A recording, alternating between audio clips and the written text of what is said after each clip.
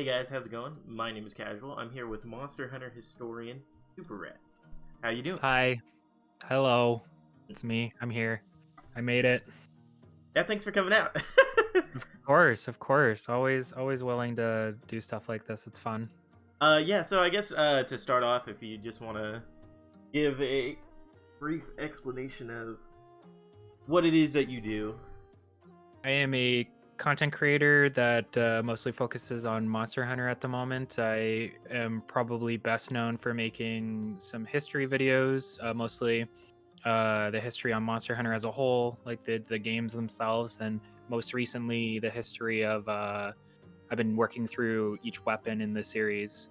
But another big one that I did was the history of Monster Hunter Frontier, which I think was I think that one's my most interesting.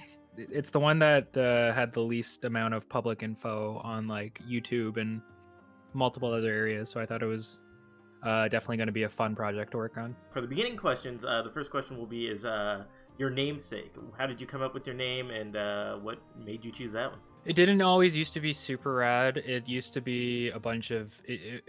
I used to stream on Twitch during my free time, and I used to be part of the competitive Smash scene in Ottawa.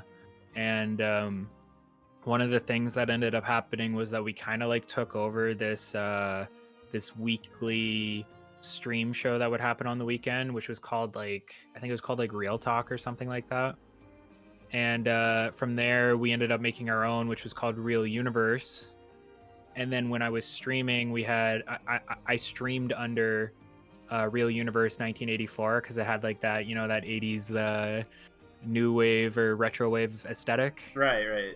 Yeah, so I did that for a while, and then I wanted to rebrand because I think when you go on and you watch most Twitch streamers, they're like, the Twitch stream is them, right? Like it's them. They have an identity, and mine was more like Real Universe wasn't me. That was the show that I was doing. So I wanted it to be more like this is me.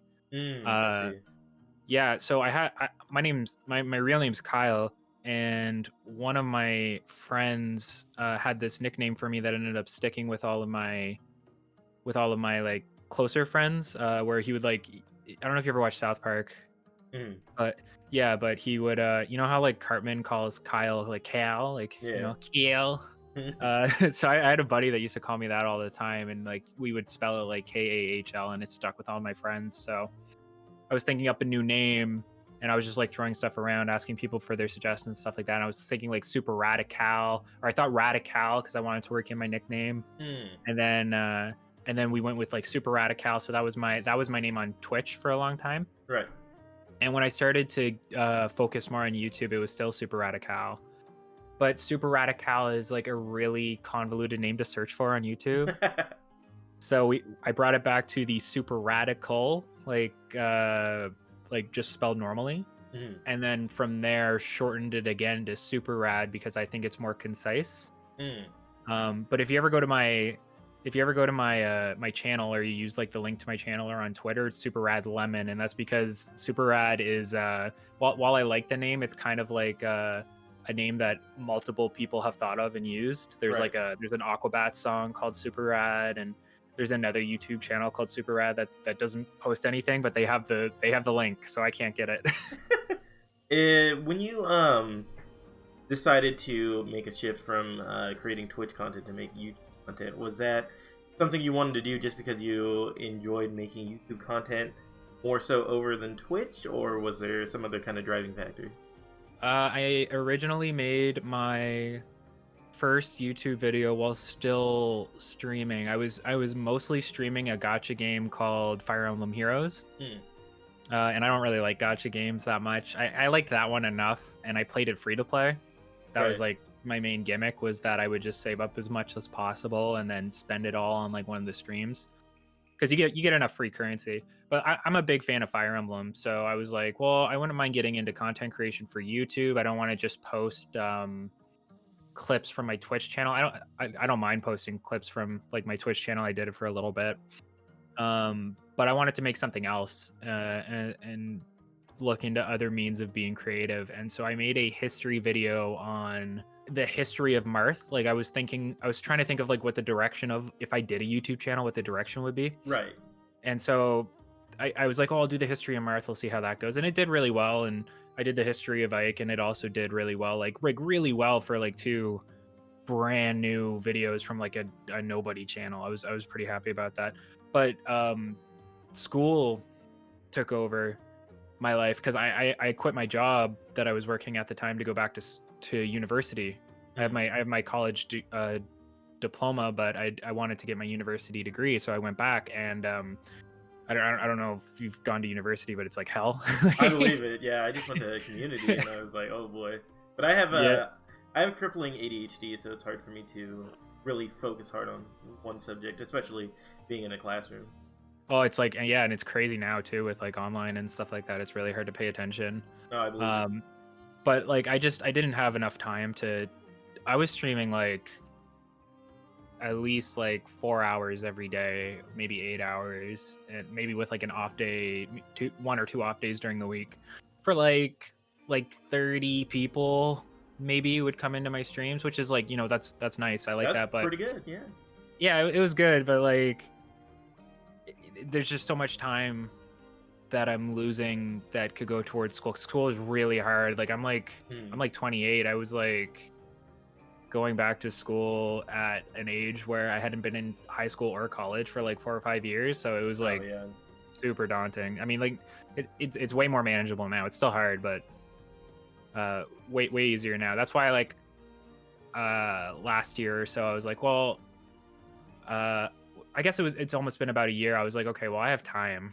I kind of got this going on now. I can probably start making some YouTube videos now, maybe. Did COVID and like classes switching to online, did that have any influence over your ability to make more YouTube videos? Did it free up more time, I guess, for you to make these videos and produce? I think I decided to make my first one, the first Monster Hunter one, because no, I made a Roy one first that didn't do very well, and I was like, hey, what am I doing? And then I was like, well, maybe I'll try to make some Monster Hunter content. And I think both of those came out during like summer break, so I wasn't thinking super far ahead when I was like planning out like how I was gonna do. Like I don't think of a video series and then start doing it. Like I kind of do one video and then I'm like, okay, well I could probably do more of these. And then I don't think I had enough to be like, is this going to get in the way of school? Because it does a little bit. I have to like really schedule it. It's almost a part-time job Right now. But it did end up working out. COVID, while COVID's awful, it did allow me to I don't currently work at my old job anymore, so it really freed up a lot of time for me to one, focus on school, and also have this like hobby that I can kind of consider a part-time job. And my next two questions are kind of more Monster Hunter based. Did you say your favorite game was Monster Hunter Dose? Which one? No, Monster Hunter 3 Ultimate. Oh, okay. That's a lot of people's favorites. I think a good portion of the population that we see currently or came into the series through Monster Hunter World, but I think before that, I think it was Monster Hunter 3U.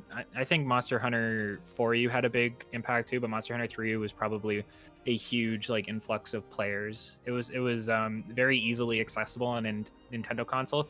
Tri specifically, I mean, on the Wii, because the Wii was so huge at the time. So I think that had a big factor in getting a lot of new people into it. When it comes to Monster Hunter, and you having played for almost what, like 12 years now, maybe even longer than that? Yeah, because like I technically started during like the Freedom era, but I couldn't really get into it, and then Tri was what got me really into it.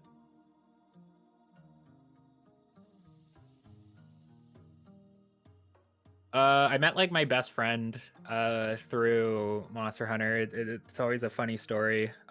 He actually has a YouTube channel as well. His name's Flyann. He does some Monster Hunter content.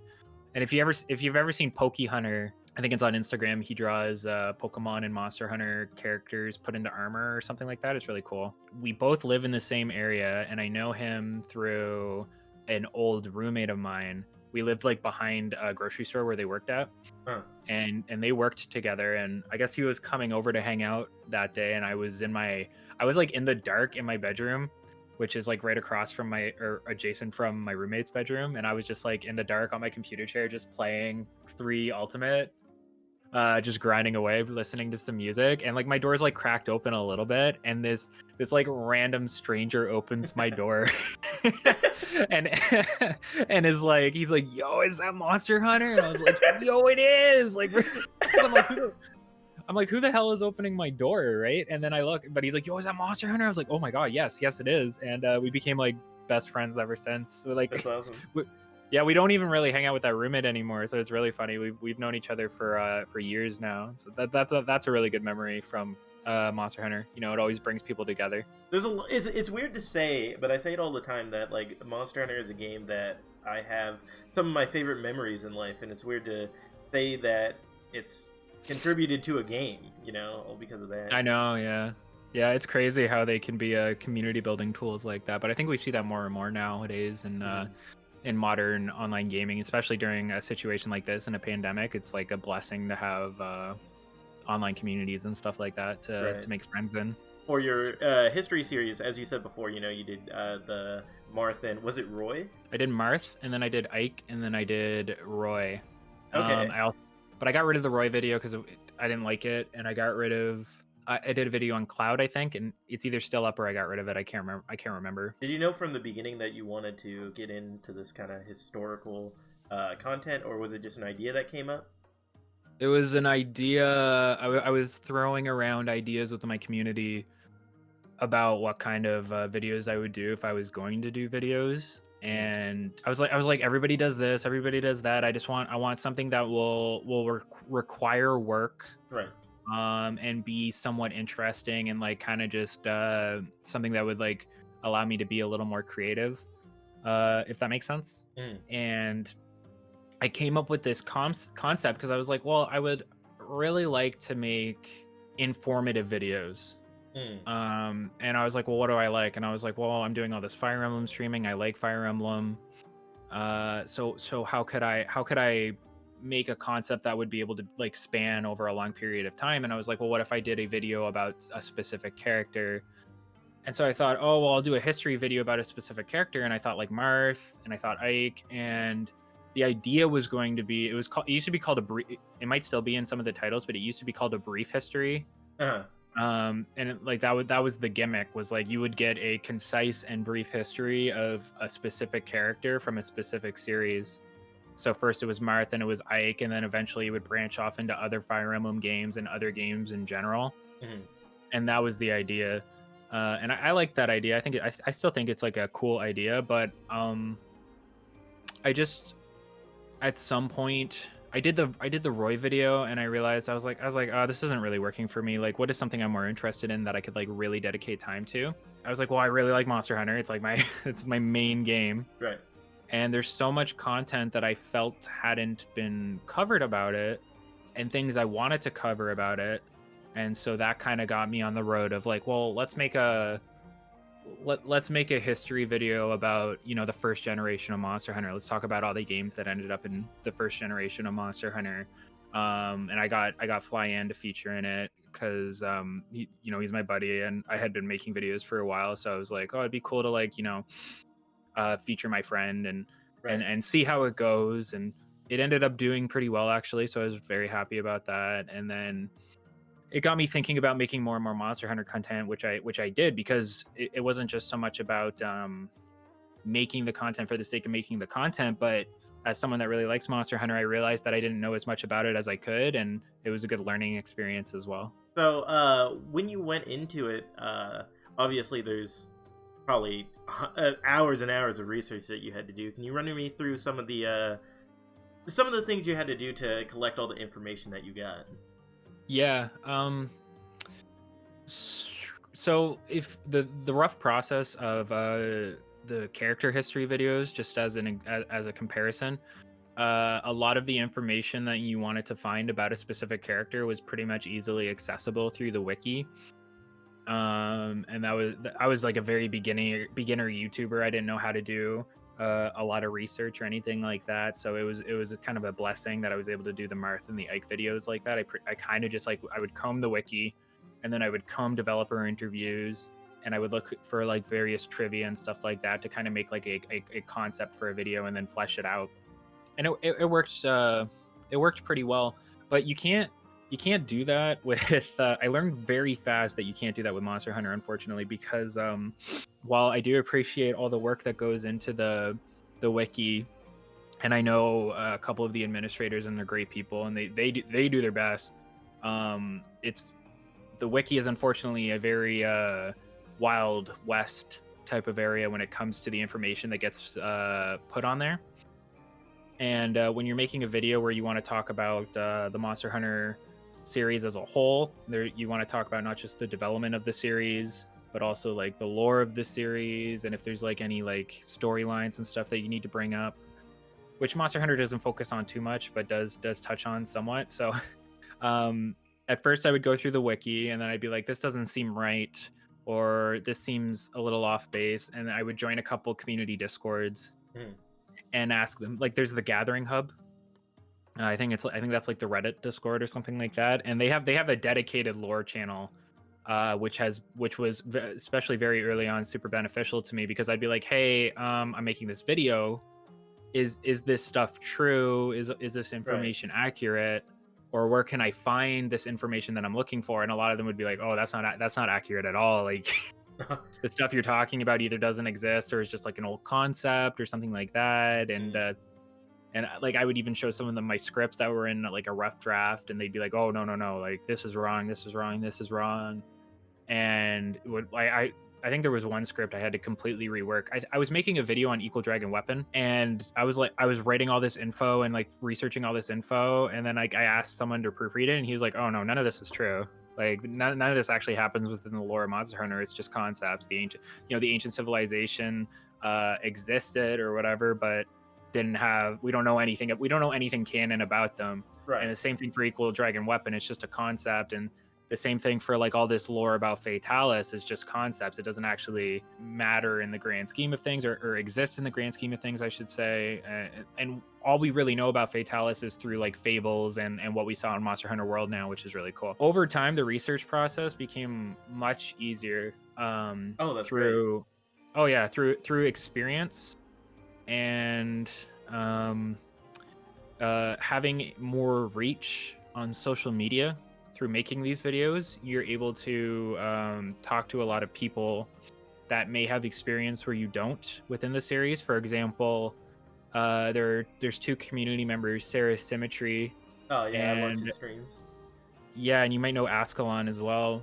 And both of them are very fluent in Monster Hunter Frontier knowledge. And there's also the Fist.moe Discord, which is also very fluent. I mean, they're like the authority on Frontier right now.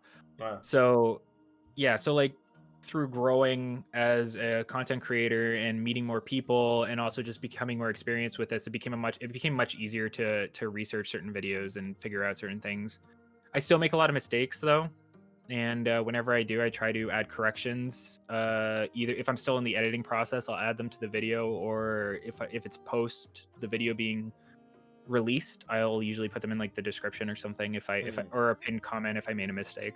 My next question is, you said earlier that you don't really think ahead when you're making videos like the future videos, but when I was watching a lot of your specifically the original Monster Hunter up to Gen 5, the videos seemed paced to the point where you had them fleshed out all before they released almost. Oh, when I'm making the video, I create a structure for the video. Yeah, I just meant more like I might not know exactly where the series is gonna go, or if it's gonna go anywhere. Like some of them, I made like some hollow promises where I was like, oh, I'll cover this and I'll cover this and I'll cover this. Like I say those in the videos, but like for example, I said I'll cover Monster Hunter Online, and I do plan to cover Monster Hunter Online at some point, but it's very difficult to get footage for Monster Hunter Online, and it's very difficult to get information from Monster Hunter Online. I do have people that have played it, but they don't have footage, and you can't get footage as easily as you can for like Frontier and stuff like that.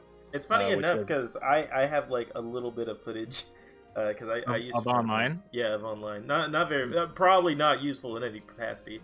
Just like a few minutes. It's almost like Frontier to me, where there's a large chunk missing, and it seems like, I don't know, something that really needs to be explored. And preserved because it is a piece of Monster Hunter history. Yeah, exactly, and that's why I'm upset. I don't know how much is known about it, but there was like a very dedicated group of people that when Frontier was going down, especially because it was such a long-running game, it had a very dedicated fan base. That there was a lot of people out there trying to preserve as much of the data as possible. So that game got very lucky in that sense. But I Right. don't think Monster Hunter Online got anywhere near as lucky, unfortunately. So Right. it's kind of a waiting game right now until I see if there's like a community that has like a little more information and the ability to get the kind of footage I need. But that's what I mean is like I don't necessarily know if I'm gonna make a video. It's just kind of like a concept I'll throw out. I'm a little more careful about promising things now. Like I knew when I started making the weapon videos that I was gonna do all of the weapons, but I haven't promised to do the frontier weapons or anything like that because I don't know if I want to. Right. So if I am gonna do them, it'll be like after the mainline weapons, you know. Do you think that in upcoming Monster Hunter games we'll see anything come from Frontier, whether it's like a weapon or a monster? No, I don't. I don't think we'll see. I would love to see Monster Hunter Frontier content brought over into the mainline games, but there's many issues with that, mostly to do with the culture of development within Japan with Capcom. They had two development teams, and one team was doing this stuff, and the other team was doing this stuff, and you generally wouldn't see like a mix and match, except for certain concepts that might like be put into the trash bin on one side may end up in the development room of the other. I think like mantles, for example, the concept of mantles was something that kind of was left on the cutting room floor of Frontier and ended up being implemented in Monster Hunter World. So as an example, but like don't quote me on that. I'm just using it as an example. So no, I don't. I don't think there will be anything, unfortunately. Having never played it, watching the footage and all your videos from Frontier, it feels like more of an action game than an action RPG such as the other Monster Hunters. I think that's one of the things that I think that's a misconception almost. I feel like I may have actually said something similar in one of my videos, but rather than calling it an action hack and slash or like something like you would look at as Devil May Cry, I think it still fits into a lot of the themes that you would see in a traditional Monster Hunter experience, just like with the MMO aspects. But and I'm one that knocks the MMO aspects in World, so it's a little different when the game is a dedicated MMO, you know? And the stuff that they added, the monsters being stronger, the monsters being faster, almost to the point that they may seem unfair, the game still requires you to like be methodical, go through all the preparation that you need to go through the grind that you would typically expect within that kind of game, obviously accentuated because it's an MMO. The main thing was, I think, near the end of the series where a lot of the monsters were becoming so ridiculous that a lot of the gameplay focused on a lot of evasion boosts and stuff like that, depending on which weapon you were using. It focused a lot on the dodging aspect. So in that sense, maybe you would consider it an action game, but to me, it's just Monster Hunter. But you're doing a lot less running around and instead just sticking to the monster as much as possible. More of a personal question. I was wondering if you ever have face any motivation issues when it comes to creating your content. With school, I guess sometimes it can be a little hard to make time to make a video, but I wouldn't say that I've ever been unmotivated since I started making the Monster Hunter videos. Last semester, I did decide to make a video every 2 weeks instead of every 1 week. I had the personal goal of making a video every week. Which becomes a lot harder. When you're in school. So no, not necessarily. I may be in the middle of making a video at some point. Like I came out with the tier list video today, and I think during the recording process there were just points where I was like recording and I was talking and I would just stop and I'd be like, ugh, what am I doing? Is this even gonna be a video, you know? Like, am I even gonna release this? So there's those little times in between, but motivation hasn't been a big issue for me. My videos have been doing decently well, maybe like not as well as like some people, but enough that I've been happy with them. And I still look to improve them every time, and I think I have been, but they've been receiving enough of a positive reception, and I've been content with them enough that I felt like continuing to do them. It's always Well, important to put out content that you are proud of, you know? yeah, exactly. I mean, when I'm making some of the weapon videos or the frontier videos, or oh man, especially with the frontier videos, I would finish the video and I would be like ready to release it, and I would just be like, oh no, this is not, Yeah. it's not ready. I don't think. I feel like I could have done better. It's funny because like they're good videos. I think. They're really good videos. Yeah, and then like the reception that people give me when they come out, they're like, "Whoa, no, this is amazing! Like your editing is fantastic." And I'm always, but like when I'm releasing them, I'm always like, "No, this is garbage." Unfortunately, I'm always like, "Oh, I could have done so much better. I could have put so much more work into it. Why didn't I? Am I motivated?" And then the reception is usually pretty nice, and I'm like, "Okay, so I'm being a little too critical of myself, but I should try harder next time." I kind of have the same thing where I'm making some form of content and I'm just about finished with it. I'm like ready to render it or something. I'm like, am I proud of this? Is this what it's supposed to be? Is this good enough? And I think more often than not, it's like if I come to trust myself and release it, it usually has good reception. And then, you know, I look at it and I'm like, okay, maybe this was well done. And then I can see what I did and what I can improve on later. Yeah, exactly. That's exactly how it feels. And once the video's out there, it's funny because like usually nobody will. I'll always be self-conscious about certain aspects of the video, and then I'll almost never hear anything about those aspects from the comments. They'll always be, they might, if they're critical of anything, it's about something I never even thought of, which is always funny to me. But then like somebody will be critical of the thing that I'm critical of, like the rare person, and I'm always like, oh, like it always. Yeah. Like, oh, I should have done better. Why didn't I do better every time? Like it can hit you really hard. When it comes to your editing, you're from the very first videos I saw. Your editing is fantastic, by the way. And I was wondering if you have any like any training in that, or are you self-taught? Do you watch videos? Do you take a few classes? With video editing, I would say I'm self-taught, and the stuff I do in those videos isn't like particularly difficult.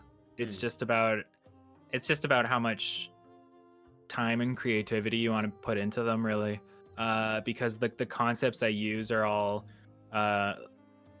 like I like to add a little bit of depth to my video by especially when the aspect ratio is weird. I'll make it, you know how like most of my videos have like the window effect where like you can see the video in the background but it's blurred out. You know, game trailers used to always do that, and I always really liked it, so I ended up wanting to do something like that too. I like adding like drop shadows and simulating depth a lot. That's just like a creative choice, right? And it's really easy to do, but doing it in all clips is really annoying when you get better at doing that. And just through like Googling concepts and stuff like that, you get a lot better at doing it. I have like a lot of Photoshop experience, like years of Photoshop experience, mostly outside of school, but some school stuff. And I'm trying to think of what else I actually do. It's mostly just Photoshop and Premiere. So I would say Premiere is definitely the thing that I don't have as much experience in as some people might think. I do get a lot of compliments about the quality of the editing of my videos, which is always nice. I do appreciate that.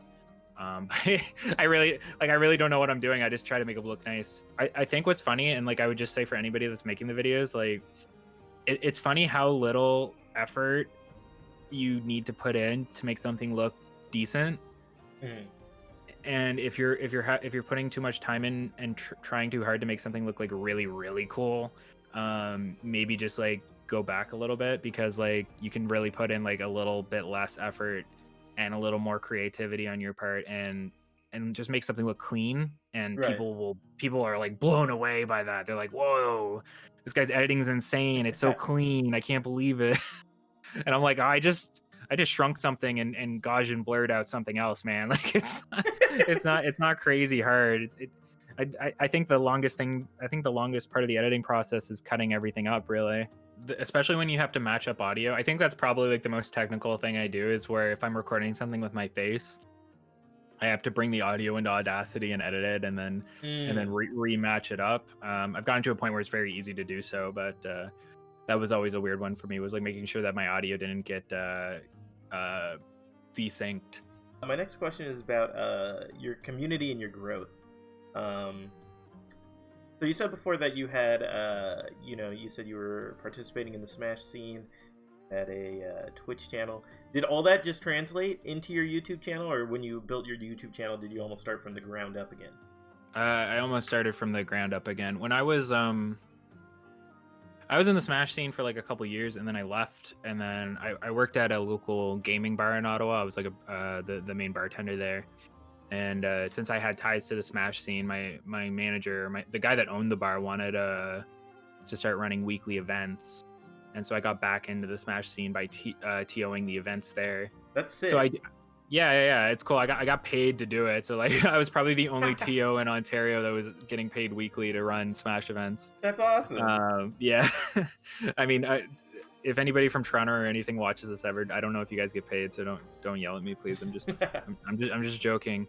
I'm joking.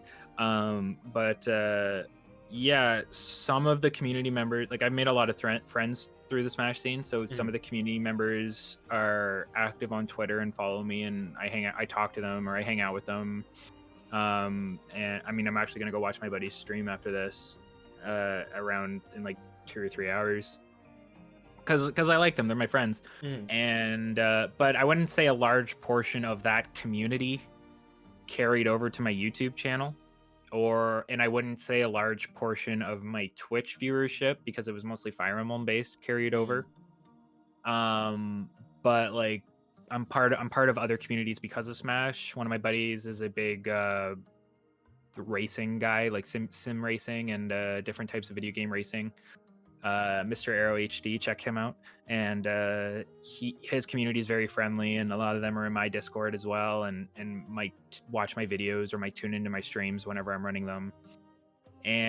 But the majority of my community right now comes from Monster Hunter, for sure. Yeah, like almost. I saw huge, like way more growth than I was expecting to see. Especially like on YouTube and on Twitter. I did not think that the videos were going to be generating as many subscribers as they did. And I'm obviously not, I'm not trying to brag. I'm just saying, like, I'm sorry. But like the Twitter growth was really weird. And I didn't expect it. And there's a lot of people now that have joined the Discord and interact with me on Twitter, and it's like it's daunting, if that makes sense. And there's a lot of interaction now, like more than I was expecting. And I'm like trying to like come to terms with the fact that I can't just say a stupid video game opinion and not have people on my ass about it. Right. Well, I think a big disconnect for me was that a lot of them, because like I put my Twitter in my YouTube, so a lot of people might see me on YouTube and then follow me, because they someone might retweet me on Twitter and they're like, oh, that's super rad, so they go and follow me. And then I feel like they don't get what they expect when they follow my Twitter account, because I'm very progressive and like left leaning on my Twitter account, and that doesn't mesh incredibly well with some people that follow me, and they're always like, they'll start to argue with me, and I'm like why are you following me?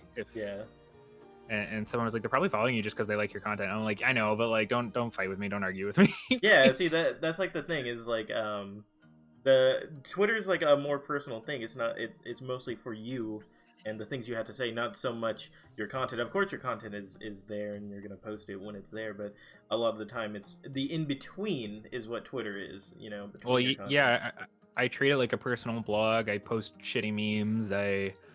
I just say whatever is in my head at the time, and that's the thing. I have to be a lot more considerate about whatever am I allowed to swear in here? Yeah, go for it. Oh, whatever the fuck I'm thinking. I have to sometimes really consider if I'm gonna post that, because I can tell it would be controversial to some of the people that would be following me. I mean, I will voice whatever I want, but it's basically about, do I want to get in an argument today? Yeah. I posted like some offhand comment that just came to my head about Master Roshi a couple days ago, and I was like, oh, I'm gonna get in a fight. I saw that actually. Yeah, and I got in a fight. I got in like a couple fights with people, and I was like, it was so. I'm like, why? I'm like, it never used to be like this whatsoever. It's crazy. Like, honestly, man, the people that have like the people that are Twitter active and have like over 10,000 followers, like that's a different world, I because believe. like the amount of reach you have, the amount of power, and like how exhausting it is. Like, oh my god, I can never imagine. Never. So you started the Monster Hunter series, from what I saw on YouTube, about 8 months ago. Is the past 8 months where you saw like the biggest jump in your growth? Yeah. Yeah. The like I said, the Ike and Marth videos did well for my first two videos. I think the Ike one got like 50,000 views. And that was sick, but like you didn't see as much subscriber growth from those, if it makes sense. And I also like stopped after those two videos because school was so crazy. I like Right. stopped for like 2 years. And then I came back. Sorry, it wasn't very big throughout the history videos either. Like it's only recently that they've really, my subscriber count has like really gone up. It was probably around the frontier and the weapon videos that I saw the most growth. The history videos didn't bring in that many people actually, or like the original history videos of just Monster Hunter didn't bring in a lot of people. So I put it in as like a mindset of like I hope that they do well. I think I'm making good content, so I feel like they will eventually do well just from like steady creation, like consistency. Everyone always says that. They're always like, be consistent. So I was like, okay, I'll be consistent, I'll make good videos, and it seems to be working out, I would say. Right now I am happy with where I am currently. Would you say that there's like anything that really got the ball rolling, or was it just you just release? You're like, I'm going to be super consistent. I'm going to release on a certain basis, and then just kind of clicked, or was there something in particular that you felt that really, I don't know, started to snowball? I definitely think that like I spent a lot of time streaming on Twitter, and I took it really seriously. Or not Twitter, sorry, on Twitch. And I took it really seriously, and so I looked at how I could do it the best. I always looked at quality. How can I improve my quality? How can I improve my audio? How can I improve my video? I learned how to make overlays. I learned how to do all that stuff. Right. And so I feel like a lot of the quality there transferred over. So there was steady, small growth from the beginning of YouTube, or from the beginning of Monster Hunter, because the quality's there. And consistency is key. I definitely think you need to be consistent with whatever kind of content you're making. I think you could branch out, don't get me wrong, but I think you should always be releasing a video within a certain span, and that span should be relatively similar all the time. Right. So that's what I do. That's just like that's the rules that I follow. And like I said, I think the biggest growth I saw, if anything, like really exploded, was the Frontier series. Did really well, because we didn't have that kind of stuff yet, which is always nice to be the first one to really make something like that.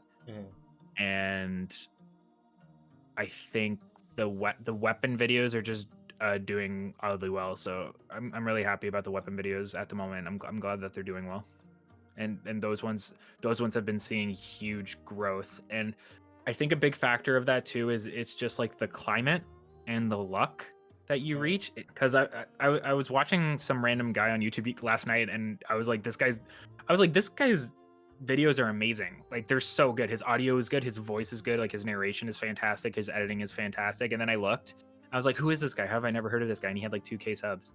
And I was like, what? Like, how? And like I commented, I was like, I can't believe I got here before. That's a comment I always get that I really like. Some people will comment in here and be like, I can't believe you don't have as many such and such as you should. Yeah. And I that's a nice thing to hear. It's like a compliment. And so I wrote the same thing to him. I'm like, I can't believe I'm here and you only have like this. You're gonna have like so much in the future. It's crazy that I got here first. I'm very excited about that. But that's what I'm saying is like it doesn't always matter about the quality of your video. There are people in the Monster Hunter community that are making great quality videos and maybe not growing as fast as other content creators, and that's for multiple reasons. It's climate. I am a personal believer that you need to be particularly strong in social media interaction, Right. in order to be successful. I also believe that like it's really hard to be successful on Twitch specifically without having some sort of other community backing. Right, I agree. There's all these little things. There's the climate that you create for yourself that can like help boost other things. Like I try to be very active on Twitter. I have fun on there. I try to be as charismatic as I can, I guess, and friendly and meet new people. And when you meet those new people, and especially on like Twitter and stuff like that, when you meet those new people and they like your content and they're Monster Hunter content creators or whatever, and then you post a video and then they retweet your video and then other Monster Hunter people see your video and they like Monster Hunter, so they follow you, and it's exponential growth. So it's about being good at like being consistent, good quality, good social media presence, and luck. Like just hope that you get lucky in a certain, like luck is a factor. Some people might tell you luck isn't a factor, but especially in Twitch is like luck is a huge factor. Oh my god, 100%. Unless you're a god at whatever it is you're doing, like if you're like a competitive player or something like that and you're like a god, like you're really good, people are going to watch you because you always win, you know. Luck is a huge factor. So if you're making good if you're making good content and you're not doing super well, just know like, hey, like maybe you're just not super lucky right now. And also go post funny memes on Twitter. It works. Yeah. Surprisingly. I saw that you were you posted for your 10K subs on YouTube that you were gonna maybe do like a live stream or something. Which have you considered at all maybe streaming on YouTube? Before I even made that post, like way back when I was just first making the Generations history videos, I posted about how I posted a poll on my community where I was like, if I was to stream, where would you want me to stream? And I think the majority was for YouTube, actually. And that might seem enticing to people, and I think YouTube is a completely valid place to do the streaming on. And if I didn't already have a history with Twitch and like an account on Twitch, like I'm already an affiliate on Twitch, and I already have a bunch of setup and community members that don't watch my YouTube videos but will still show up sometimes if I stream on Twitch. It just makes more sense for me. I like Twitch. I mean, I don't like what they've been doing lately. Holy shit. But I like streaming on Twitch. I like it a lot. And if there is ever like an issue with that, I might do restream for a bit if I ever get into consistent streaming. But for my 10K, I was like, well, I have Twitch. I'll just do it on Twitch. I'm not planning on getting back into it regularly yet, at least. Mostly just because school's so crazy. If you were to get back into it, would you stream Monster Hunter, or would you play a few different things? I definitely think it would be mostly Monster Hunter, and probably mostly RPGs. Monster Hunter and RPGs. I like Monster Hunter a lot. Most of my community is Monster Hunter centric. So if you're going to do something, you would be the most successful doing Monster Hunter content. That's just how it works. I think Monster Hunter is also, because I stream on Twitch too, and I think Monster Hunter is like one of the best games that there is to stream on Twitch, because it's got a big community. Everybody always wants to hop in and play, and it's also just a game that you can play for hundreds of hours. Yeah, I agree. I think it's a great community game. I think you can get like a lot of the people that are part of your community can feel involved because they can play with you and also appear on your stream, and that's always a good feeling. I love doing that with my friends. What was I gonna say? There's other games that I think like there's like, if you looked at Monster Hunter, you could like make like a diagram or a tree of like other games people are interested in that are very close to Monster Hunter, like not necessarily in design, but like if you like Monster Hunter, you probably like Dragon's Dogma. If you like Monster Hunter, you probably like this, and if you like Dragon's Dogma, you probably like this. You know? Yeah. So, and a lot of those games I like, so I would like to play. Because I tell people I'm like, yeah, I'll probably stream. I'm probably gonna stream Monster Hunter 3 Ultimate when I do my stream. But like, I wouldn't mind playing like Wind Waker. I love Wind Waker. I would love to play through Wind Waker and have people watch that. I would love to play through Breath of the Wild and have people watch that. I would really love to play through Dragon's Dogma and have people see that, because a surprising amount of my community haven't played Dragon's Dogma, which is like cooler, I don't want to say cooler Monster Hunter, but like it's so sick, and it has like Monster Hunter vibes and Devil May Cry vibes and Dark Souls vibes, and it's just like the sickest game ever. So I want people to see that. So if I do stream, I'm definitely going to stream that at some point. Yeah, I But mostly haven't played it, but I heard it's really good. Oh my god, play it, please play it. Especially if you stream, play it. Like it's an amazing game. You'll love it. All right, I'll check it out. Yeah, it's like cheap as, it's super cheap on PC too. So like definitely give it a go. But mostly Monster Hunter on stream probably, just to test the waters, you know. So progressing into towards the end of the interview here, my next question is, you're doing the weapon history. Do you have an idea of what you want to do after that? Like, do you have any future projects planned out for yourself? No, see, that's what I'm saying. I don't.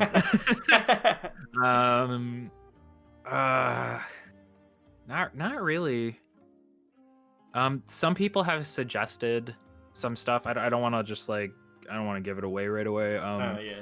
But like there are some specific monsters I might cover in a similar way that I do my videos for the weapons. But I haven't. The thing is, like those videos, like the weapon videos are gonna take months and months. So I haven't had to think that far ahead yet. Luckily, it gives me time to focus on school mostly. Right. I'm just like, I know what I'm working on right now. I know how long it's gonna take me, and I can get school done in the meantime. Right. When it comes to the history series, do you have any plans to change your content to things other than history? Because I see you already doing like tier lists and whatnot. Less so about history and more so about either you or other content that you want to make. Well, I definitely don't want to only do Monster Hunter. There's, like I said, like there's other stuff I wouldn't mind covering. I've covered Harvest Moon, and I gotta finish a series. And like this is the thing, like I have a series for like the original Dot Hack games, and they don't do very well, but I do want to finish them. So like whether a video is going to do well or not is not necessarily going to stop me from making it. It might shift it in priority for me. Right. I wouldn't even say the Dot Hack videos got shifted in priority for me. It was just that they require a lot more time to make, because I have to play through an entire RPG in order to make the video for it.